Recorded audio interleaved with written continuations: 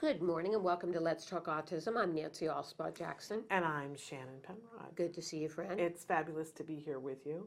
I'm running on fumes, so I'm so glad you're here. You've been burning the candle at both hither ends. and yon, as Yes, my you have grandmother used to been. say. Hither and yon.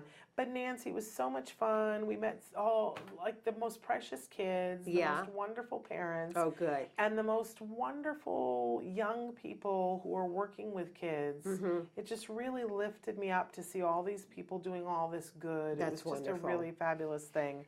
And to get spend some real time in a center and get to know the kids that are there. And just some of these kids are absolutely, there was a kid yesterday who is hilarious. He's like a little stand-up comedian, and he would come by and he would talk to us and he would say something, and then so he'd deliver some sort of punchline, and then he'd go wah wah. He would take off running, and we were just enthralled with him. We were just like, okay, that kid needs to be on TV. But just wah wah, and then he would go off. So our kids are amazing. I know they are. So fun to be around them. And I wish I had more time to be around. I met some amazing parents. I bet you did. Some inspirational parents. Do you know who we got to see, though, that I was so excited that they came? Swathi, who's Siri's mom. Yes, Siri's mom. And so who does the blue bracelets for us. Yes. She makes the most wonderful jewelry, and she's been on the show before. But we had never met Siri before because Mom, who's Swathi, who's so inspirational, she's been on the show, and she's going to come back on the show because they're working on something that I want her to unveil. But so she came and brought Siri, so I got to meet Siri for the first time, and that just warmed my heart. And I got to meet her amazing husband too, because it's a village. It is, right? and they've done so many great things with Siri. Oh yeah. Now, and you guys, if you follow Swathi and Siri and the things, she's now making paper beads. Oh wow! Which is paper beads. Paper beads. Have you ever seen this? No, I've never seen them. Long strips of any kind of paper, and paper can be so beautiful. Right. And then you roll it around a pin, and it's a little exacting. Like you have to have a feel for it, and she does. First time out the gate, and so you have to roll them, and you have to use just like the right amount of glue, not too much glue, and then it's kind of like it's something akin to when old men used to sit and roll cigarettes from scratch, but it's a very specific and beautiful beautiful paper beads. I can't wait to see those. And then they get dipped in an acrylic so that they're I see, to harden them. Oh my gosh, they're beautiful. So I can't wait to see the jewelry she's going to make with her paper beads. That'll be exciting. So yes, we'll be having them on the show. Well, I'm glad you had a good time on your travels. Yes, it was, but there was no rest. Yeah. No rest for the weary, you know how they say. Anyway. Well, we have some stories in the news here. Yes, let's say, though, too, that we're having two amazing guests today. Yes, Dan McManmon is going to be with us up first. He is the president of CIP, and so we're excited to talk with him about that. And then we have having Dana Meller, who's going to be with us from, I always get the name of it wrong, but Pass the Big ABA Exam. And so we know that it takes a board-certified behavior analyst to really help our kids and design their program, and that's a really hard thing to become. You have to put in a whole bunch of hours, a whole bunch of schooling, and then you got to pass this. The reason why it's called a board-certified is because you had to pass an exam by the board, and they certify you. So it's not an easy thing to do, and we've seen a lot of people get really tense about it, but this is a service that helps prepare them for the test. It's sort of like preparing for your law boards. Yeah, to take what is that when they call it passing the bar? Passing the bar, yeah. Yeah, people that help you prepare for that. Exactly. And so, and Dana's going to be with us, but Dana just happens to be a former Broadway star. Oh. And, and not just any show I'm telling tales on her. She's going to be like, what? Don't give away all my secrets. But, she was just in a little show called Les Mis on Broadway. Oh, wow. Yeah, I know. Hardship, right? So it will be thrilling. I'm telling you, stay with us, but at sometime later date, go Google her and see her sing because, oh my goodness, she is amazing. Interesting background for what she's doing now. Yeah. Right. And we know her husband because her husband performed on the telethon that we did with Corey Feldman. With Corey Feldman, who wants to do a telethon again, by the way. So, okay, well... That's good to know. Yeah. But her husband performed, Mark Miller, and was wonderful on the telethon. And so that's, there are all these threads and ties Yes. of how we know them.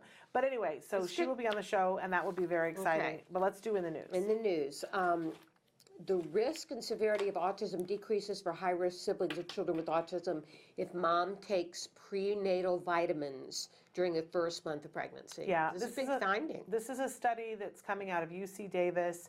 And, we're always looking for ways that we can ensure that our kids are the healthiest that they can be, and that starts in pregnancy. And this is a pretty big finding. And this just came out. It was just released last Wednesday. It's from the Mind Institute at UC Davis. And it's the first time that research has shown that families with a high risk for autism and successive children can benefit from the prenatal vitamins. Right. So even if you're thinking about getting pregnant, they're saying you should start taking these vitamins. Absolutely. Now, we'll say that with this has come a huge backlash from the autism community saying, please make sure that people understand that if you find yourself getting at all run down or feeling significantly worse after you start taking vitamins, it may be that you are positive for the MTHFR. Oh, really? And the folic acid in the prenatal vitamins for someone who takes is positive for MTHFR actually will do more harm than good. Oh. So you need to be a little aware and a little cautious. Prenatal vitamins are a really good thing, but if you are positive for MTHFR, you should not be taking folic acid. You should be taking folinic acid. And how does one find out if they're positive for the MTHFR? Well, you can ask for a blood test. Right. It's pretty routine now. Like I was able to go to my doctor and my cardiologist and say, will you do a blood test for the MTHFR? And because he was a cardiologist, and there are good things to know about your heart if you're MTHFR positive, he was like, sure, I can order that test. That's not a problem. If you don't have a cardiologist and you're a young person and healthy, you might have a little bit more difficulty talking your doctor into it. But if you eat breakfast cereal and find that you're sick afterwards, because that comes with a whole bunch of iron and folic acid in it, that would be an indication. If you're somebody who's been feeling run down and kind of feel like you have flu symptoms a lot, you might want to up your game and say, I really want to get tested for this. Don't not take prenatal vitamins because we know that there are a whole bunch of things that can happen if you don't have the right, you need to have one, folic acid or folinic acid, or you can have a child with spina bifida. So, don't go, oh, I'm too afraid and take nothing. But I'm suggesting that if you take a prenatal vitamin and don't feel well, then switch over to the folinic acid, which isn't going to harm you. Right. Well, that's either way. So out of Mind Institute at UC Davis. Yes. Okay. And then we have I thought this was a really fun thing that I wanted to share, that Freddie Highmore, who plays the lead character on The Good Doctor, they've been picked up for season 3, which is a really wonderful thing. And he gets an opportunity to do a fair amount of interviews. Yes, he does. And I just really want to commend him for the way he has carried himself, because he's pretty famous now for playing a character on the autism spectrum. And he clearly, from all the people that we know that have been on the show and been a part of the show or that we've interviewed from the show, he's a young man who's done his research. Yes. And he's very kind and caring and compassionate. So recently in an interview that he did, somebody asked him a question. It was an interview with Peter Travers for a segment, Popcorn with Peter Travers. And a question was asked about something having to do with feelings. So Travers said, and you have to feel it. You have to feel the emotion, and yet you're playing somebody who can't express that emotion. And Highmore took a pause, and he said, I realize that you didn't quite say this, but I want to address a myth that's out there. And so what he said, not in any way suggesting this, but I think one of the misconceptions, that you were in any way suggesting this, but I think that one of the misconceptions sometimes about people who have autism is that they somehow are devoid of emotion or emotionless, or that because they can't always express their emotions, that there's nothing going on inside. And of course, that's not true. Right. And I just thought, what an amazing service he just did the autism community by taking a pause and saying, hey, I know you didn't say this. You didn't mean it exactly this way. You know, and you're not going there, but since you brought it up, Right. here's this myth that isn't true. And it is a myth, and this article goes on to say that autistic people feel emotion deeply. Emotional empathy exists by the bucketful. Cognitive empathy, knowing what to do when you're feeling or knowing how to respond to the feeling of others, that's another story entirely. Right. And, you know, sometimes people on the autism spectrum have such a high amount of feeling of empathy when other people are upset that it can trigger them into a meltdown, or it can cause them to retreat into themselves. And so we on the neurotypical side sometimes misinterpret those things. So it's very important. We were in an Uber the other day, and I was telling them earlier that people would say, where are you going? We'd say to the Center for Autism and Related Disorders, and then they would say something like, I have a nephew, or you know, whatever, or I know somebody who's on the spectrum, whatever, or they would ask a question, right? And one of, you know, it's just hard sometimes, but one of the Uber drivers said, yeah, now somebody was telling me that autism is the same as megalomania. And we were like, no, no, that's not what that is. And he said, well, maybe it's that they're the same as narcissists, which is a word that's being thrown around a lot right now from certain things happening in the world. And we were like, no, it's not that either, you know, and trying to then backtrack and educate this man who was like, oh yeah, I heard it was the same. No, you know, there's a lot of misconceptions out there. And thanks to Freddie Highmore, that word got out to some extent. And of course, the newswires have picked it up too, to say, which is great. He said this. So he's a great advocate for our kids. And I love him for that. I know, he's fantastic. Thank you, Freddie. All right, so we're going to take a break, and we're going to be back with our first guest. Yes, Dan McManmon. McManmon, CIP president. Yes, stick with us. And we're back with Let's Talk Autism, and now we're joined via Skype by Dan McManmon. And Dan is going to talk to us today about CIP. He's president of CIP. Dan, first of all, what does CIP stand for? Sure, stands for the College Internship Program. Wonderful. Okay, great. We're so happy to have you here today. Can you provide an overview of what your program does and what type of students you serve? Sure, yeah. So CIP is a transition program for youth 18 to 26 years old. It's a residential program, so a supported apartment living type setup where students come from all over, and they typically stay for a year to 2 or 3 years time frame. And what we do is we provide comprehensive services under one roof: social skills, academics, employment focused areas, health and wellness, some CBT therapy, all in one place in our physical centers. I'm actually here in Long Beach, California, so you'll see some sessions and students floating around behind me.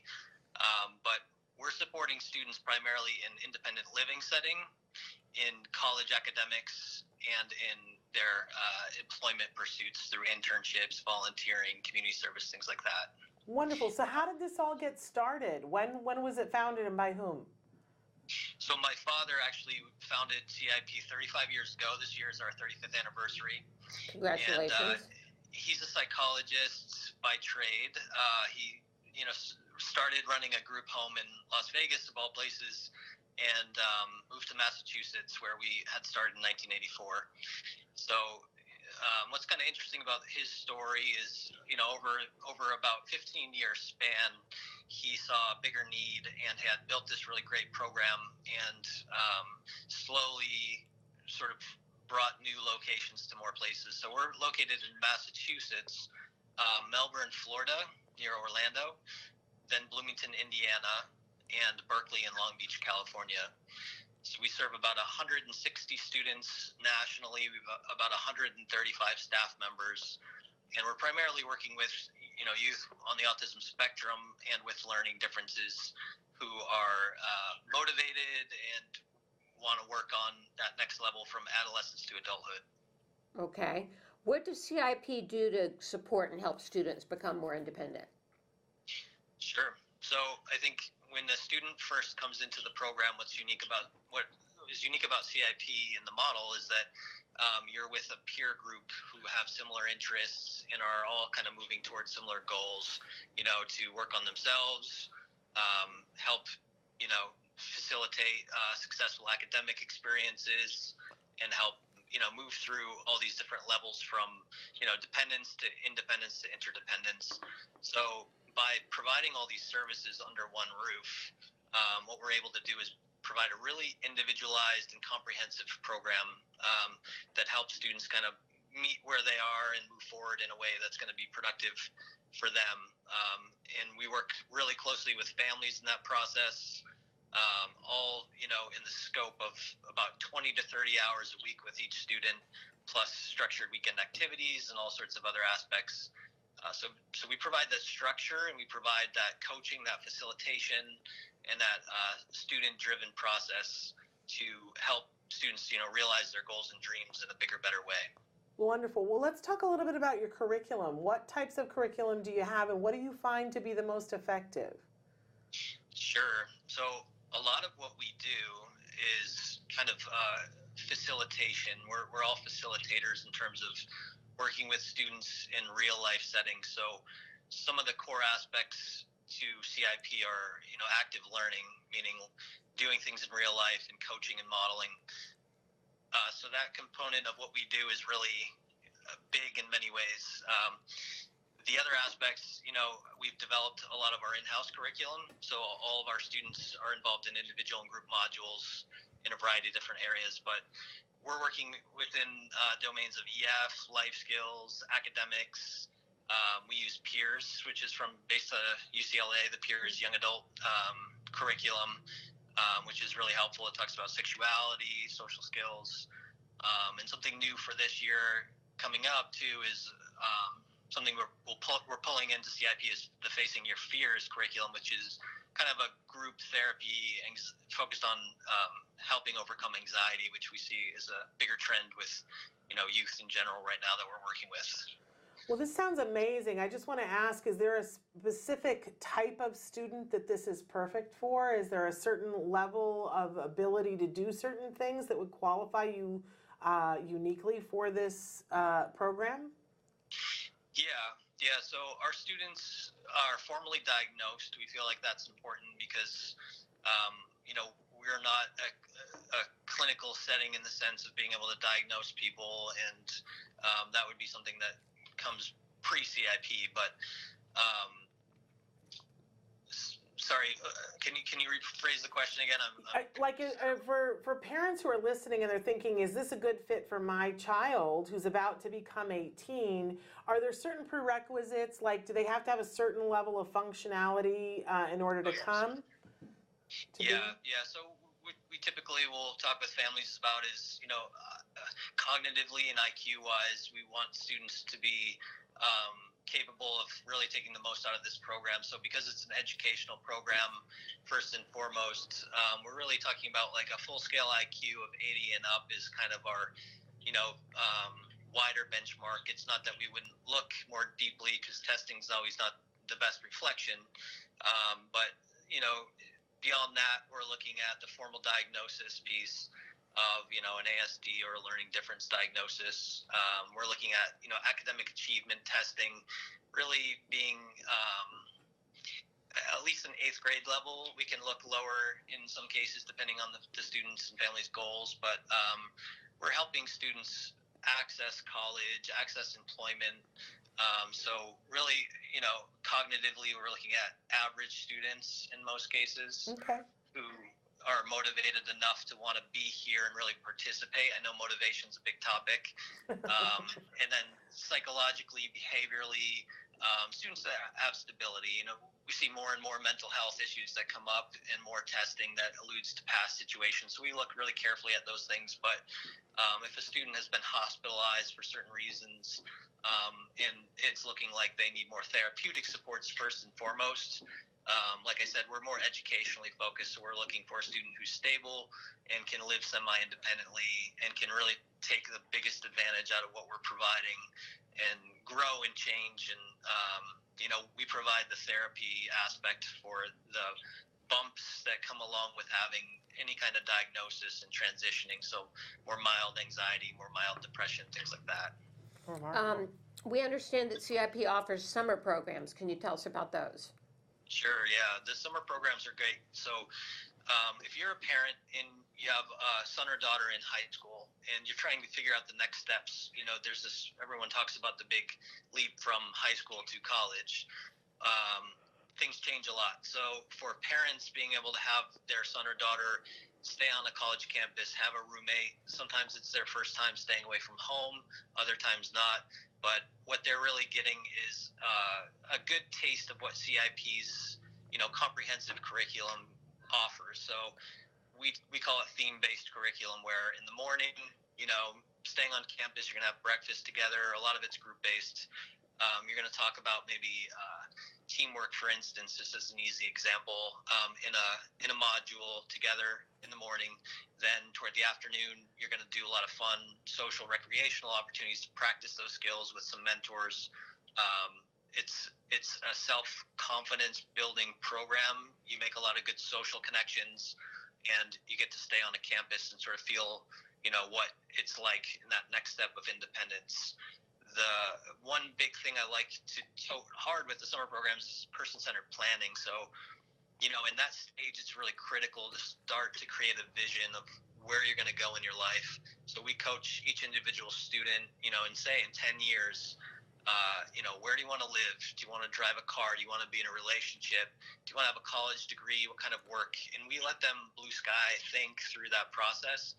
And then we backwards plan and break it down into manageable steps. And sometimes it shows that, hey, that's not a realistic goal or dream, but there's a piece of it that is something that is really powerful, that maybe is a motivator, a special interest. So they do that in using multimedia and PowerPoints. They present it to each other. Some will present to the families. They leave with a pretty good plan and a lot of great skills and experiences, and the families get to test the waters. We say they get to get a taste of college life and experience independence, and the parents get a pretty detailed assessment too, so that they can better gauge what their next step might be with their kid. So all in all, 2-week program, 5 campuses across the U.S., college campuses, and just a really great experience for high school age students who are moving through and looking at their next steps. Very cool. We've been talking about transitioning a lot in the last few weeks. What advice, when parents are looking for a transition program, what advice would you give them?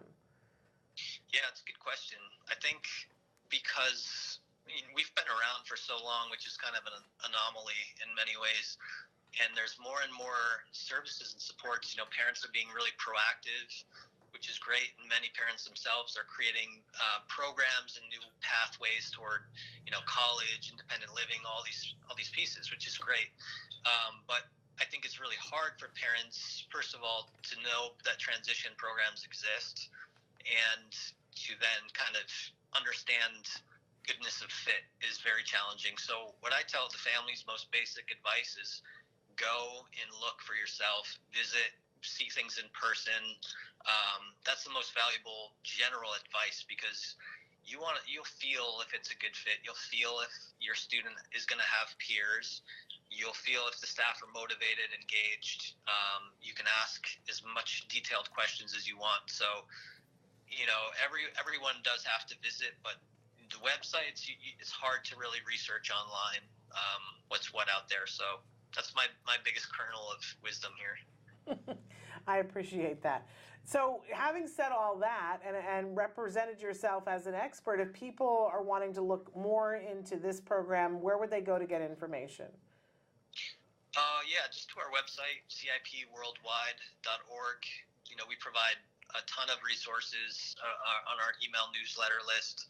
We're always publishing content and helpful articles. We also have a autism and learning differences teaching toolkit that's available online. It's through Jessica Kingsley, but that's a 550-page manual focused on transition, which is a great resource too. Wow. Okay. 500 and that is a lot of reading. Yeah. That is a lot of reading. And so here's my. I'm sorry, Nancy, and I'm overstepping here, but That's okay. I for most of your parents, when they are bringing their a young adult to you for this transition, how is this something that their insurance pays for? Is there funding for it? How are they usually funding this program? Yeah, so it's different state by state. Primarily, a lot of it is private pay for families. So you have a tuition and housing component, and if you're going to college, there's a college tuition component. We have some families in some cases who have received school district funding. And then in California, we have regional center. We're vendored through regional center through the regional center for both our Berkeley and Long Beach locations. So those programs for regional center clients who are approved, they would be funded for their tuition, which is kind of a big deal too. Wonderful. Okay. And once again, they can get in touch with you how? CIPworldwide.org. Okay. Spectacular. All right. Well, thank you for sharing your program with us today, Dan. We appreciate it. Thanks for everything you're doing as well. We really appreciate it. Okay. Thank Good you. luck. Bye-bye. Thanks. Bye. What a great program. Yeah, wonderful program. Wonderful. So we're going to take a break, and then when we come back, Dana Meller from Pass the Big BCBA exam is going to be with us. That'll be fun. Yeah, stay with us. Back. that was a quick 5 seconds. We were relaxing. Very quick. Okay, so I have been saying her name wrong. It's Donna Meller. And you say it Meller, Donna? Yes. Okay. Yes. And we are so excited to have her with us on the show today because there's so many. I finally got to meet her. I've heard about her from 5 different sources, I think, and not gotten a chance to meet her, but heard about this amazing person who has this amazing method that people who are studying to take the big BCBA exam should do this course that she has, right? Because she's part of Pass the Big ABA exam. So, Donna Meller, welcome to the show. Let's talk about what this is. What is Pass the Big ABA exam? First of all, thank you for that lovely introduction. That's very sweet. I would like to add that I am a co-founder of the company with my partner, Priya Runyon.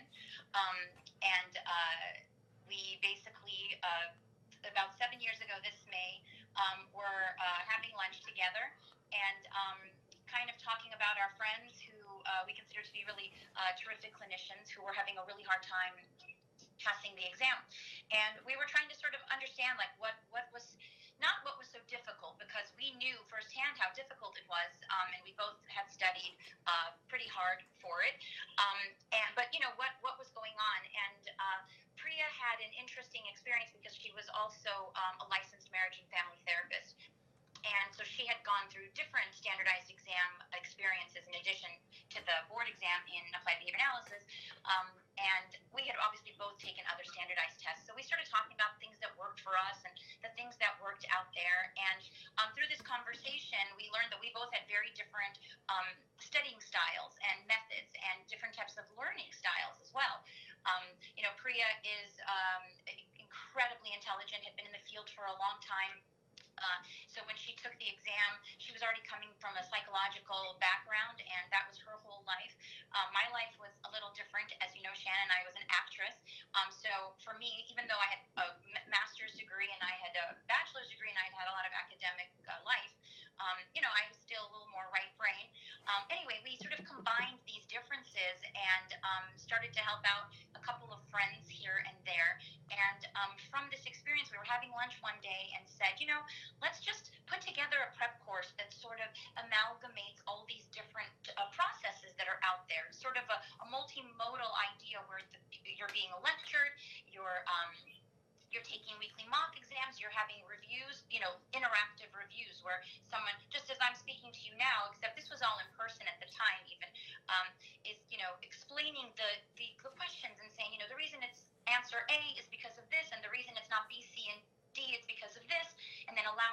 to ask questions and to sort of interact and say, but I thought it was this and I thought it was that. And sort of putting all that together, as well as giving them a study protocol, so how to study, an organized study method with sort of a curriculum like you do in school, which most of the people that we knew that were having a hard time were straight A students, so it wasn't like they weren't, academically minded or something. So anyway, we put all this together, including, using really big flashcards, which we thought would be used as visuals, trying to sort of promote the idea of stimulus salience, which is a behavioral term that essentially means that if something is more meaningful to you aesthetically, visually, you're going to remember it better or learn from it better. It's going to attract you. So put all these ideas of stimulus salience and interactive and structured curriculum together and put it on a website that actually I built on something called Vistaprint. It was a very ambitious moment in our lives because we didn't really know what we were in for. We were just like, let's just try it. Let's just see what happens. And sure enough, the results came out. And as usual, there's panic in our community because, as the statistics show, a large number of people don't pass and an even larger number if they've already sat for the exam. And so we got calls. And, we had no marketing, no advertising, just a, dinky little website. But people found us. And that first cohort, we had about 20 students. It was all interactive. So we had a few in a conference room in West Los Angeles. We had another conference room in 3 parts of town. We did 3 parts of Los Angeles, essentially, or Southern California, I should say. And, the method worked for a lot of those people. And, of course, it was so trial by error that we also learned a lot about, just that experience. And we added things and changed things. And from that initial process was born what is now our ABA exam prep workshop, which is either a 5 or 6 week workshop in which students are assigned a certain amount of studying material weekly. They take a mock exam. They meet every week of that 5 or 6 week experience with me or my partner Priya. We teach. We're the only instructors for the classes, and we go over all those mock exams just like we did in those live classes. And then during the week, again, they've got this structured protocol. Plus, we have access to the instructor, so they can email us and call us and ask us questions. We've just added this other edition where there's an additional office hour every week where they can, where the instructor posts about an hour and a half to 2 hour meeting, and everybody can come and just ask random questions, less structured, so they can get rid of the panic of I don't understand this or I don't understand that. And the classes are extremely interactive, which is a lot harder to maintain now that we're online, because in person you can you get the feedback from the faces. People look confused or frustrated, so you kind of go, hey, you look confused. What can I do? Can I help explain it a little better? So now that they're bigger, because in an online course we can have almost an unlimited amount of people. It's nice to when the students interact with us as well, because it reminds us there's people there, and then they ask us questions. And that's sort of that was a really long-winded answer. I'm sorry about that, but it was great. Covered a lot of points we had. It's a lot. It is a big program. We call it intensive and comprehensive, which those two adjectives sort of always surface when we're describing the program. And I'm sure I've left stuff out, but in any event, it was just it was taking some of those principles of applied behavior analysis and sort of shoving them into a 5-week or 6-week program. So the course takes about 5 to 6 weeks from start to finish? The courses take they're 5 to 6 weeks. Yes. And one of the things that you've discovered through this is that you have some pretty awesome statistics about how successful you are getting people to pass the exam. Talk to us a little bit about how successful you've been. Well, that's such a funny subject. A lot of the success that I'm comfortable reporting, and I will give you statistics as well because our field is so data driven. But I want to disclaim that the statistics are extremely what's the word? They're hard to count on because there's a lot of extraneous and confounding variables that we're just not able to control for. We collected data on a random sample of 500 students last year, and excuse me. And in that process, what we identified was that we had a pretty reliable pass rate. So the total cumulative for that sample of 500 students was, and it was, like I said, a random sample,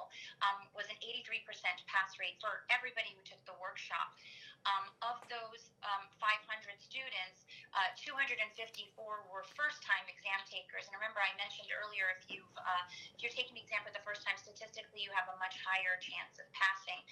Of those 254, we had an 89% pass rate for first-timers. And although that is a higher pass rate than the board, it's not like we're competing with the board. You know, they're not a prep course. Right. And then for retakers, we had a 76% pass rate, which again also is statistically higher. Unfortunately, what's very difficult to generate is the specifics, and also just this data was the most arduous process. So because people don't respond to surveys, especially once they've passed, or the only people that do respond are people that passed, right? So we didn't want to put something out there that didn't, accurately and fairly represent what we were doing on both ends, on the helping people pass, and as well as the unsuccessful attempts that people experienced after our workshop. So we really didn't want to put anything out there that was a misrepresentation, because also we don't really have a way to measure the learner's behavior, because so much of it is self-driven and self-motivated. So even though they come to class and they take these mock exams and we do get test scores from them, as far as how much they study, we don't know. How much they actually follow the protocols that we recommend, we can't know. And also, as far as, what their clinical backgrounds are, their academic backgrounds, there's just so many components that we don't have access to. So we don't make too big a deal about the pass rate. The thing I'd like to say to answer that question is our company has grown exponentially in a very short amount of time and continues to every cohort. And the reason is the word of mouth of our students. And so for me, that feedback, although anecdotal, I feel like is a better representation, a fairer and a more honest representation of the success of the effects of the protocols in the workshop. And of course, the other piece of it is that even those students that take our class and don't pass, many of them come back to us and send us, love letter emails saying, after this class, I really understand things so much better. I'm a better clinician. I'm aware of why I didn't pass, because it was too ambitious an undertaking to jump in for just 5 weeks thinking I was going to be able to, acquire fluency in this huge amount of material in that short period of time, So for that reason as well, I feel comfortable in saying we do a lot of good for a lot of people. And of course, I love to be more data-driven than that, but it's dangerous territory. I understand. I didn't mean to tread into that territory, but thank you for telling us as much as you did. But I think the biggest thing is, for people who are like, okay, this is exactly what I need, where do they go? Okay, so lots of places to go. They can go on our website, and that's lots of information, very comprehensive, which is passthebigABAexam.com. Thank you for putting it on the screen. And our phone number is there and everything. We have an incredible staff of people that are happy to talk to you and answer your questions. If you feel like you want to talk to me or Priya, because we're both BCBAs and you just want advice, and even just to sort of figure out if this is the process for you, because obviously any process is not for everybody, just give us a call or send us an email, and we're happy to chat and give you more info. Wonderful. Okay, great. So if we have 2 more minutes with you, I just got to say, how did you go from being a Broadway performer star, and we see the Les Mis, I said before, you're an actress and done many things, and I was saying to Nancy, she was just in a little show called Les Mis, right? On Broadway. On Broadway, no kidding. But how did you go from that to being a BCBA? I don't know. I don't know. It was an interesting experience. While I was doing Les Mis, it was sort of a luxurious job, because it's a stable job as an actor, which you don't have a lot. Those opportunities are far and few. But I went to graduate school. I did not study applied behavior analysis. I fell into it years later. But I was doing graduate school during the day, performing at night. A 2-year master's took me about 10 years, because I took a lot of breaks to work and act. And then I came back to Los Angeles after 9/11. I'm from here, and met a friend from childhood who had started a company, and somehow that piqued my interest. I knew nothing about it except the sort of superficial stuff that's covered in graduate school, and that was it. I mean, I studied psychology, so I wasn't unfamiliar, but I didn't have practical experience, and I started on the front lines like most of us, and as the more that my career progressed, the more I realized this is something I'm really interested in, and one thing led to another, and about 16 or 17 years later, here I am. Wow. Well, good for, Yeah. we're very Good for fortunate. us. Yeah, good for us to have you in the Is what field. that is. Yes, and you know, obviously, you have such a light about you in everything that you do, and bringing that to helping people pass this test is just an amazing thing. I have to say that there are so many people at CARD who say such wonderful things about you behind your back and about this course. That's how I like it. They speak so highly of you that when I finally got to meet you, I was like, oh, you're the woman that they keep talking about and how amazing you are in prepping people for this test. But not just that, but how amazing you are. So we want to thank you for all the work that you've been doing, because heaven knows the world needs more BCBAs. We're trying. We sure do need more. I appreciate that Thank more you than you know. so much, So Donna. Pass the big ABAexam.com. You guys go there, check it out. It is the thing that will help you to get this done. If you know somebody who is getting ready to take the exam, and I know if you push them on over there, because this will save time and money by taking this course.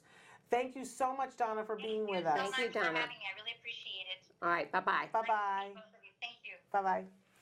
And So- I'm telling you guys, you have to Google her, Right. and see her sing, and it will send shivers down your spine. She's the most fabulous performer, So she's multi-talented. multi-talented,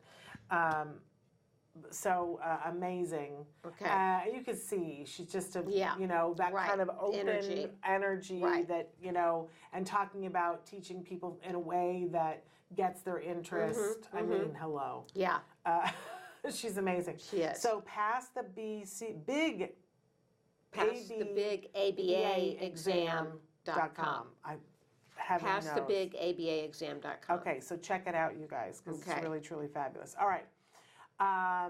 We have like a minute and a half, so Okay. I wanted to take just a You minute want and to talk about tomorrow's show? So Or yes, I do, and you got to talk about the run, right? Yes. You have the run coming. You talk about that first, and then Okay, I'll we tease have tomorrow. our big Act Today for Military Families, Autism Care Today for Yes. Military Families run and festival coming up on April 20th. Yes.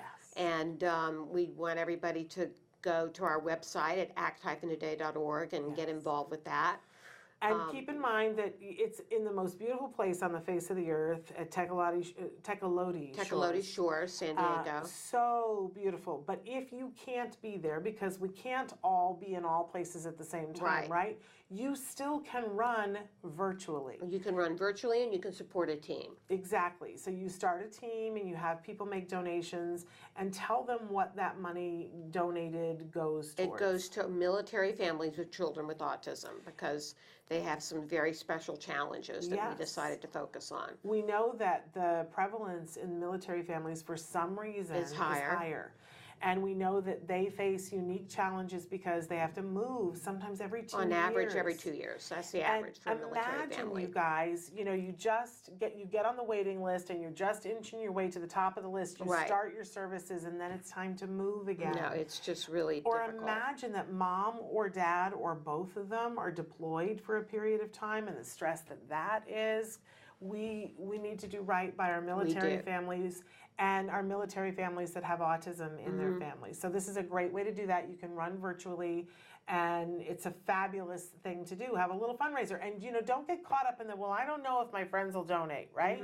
If you end up running virtually or otherwise, and if you raise $10, that $10, along with my $10 and somebody else's $10, is the difference in a person's life. Yeah, It really is. yeah. So make sure that you guys, where do they go? What website? They go to act-today.org. Okay.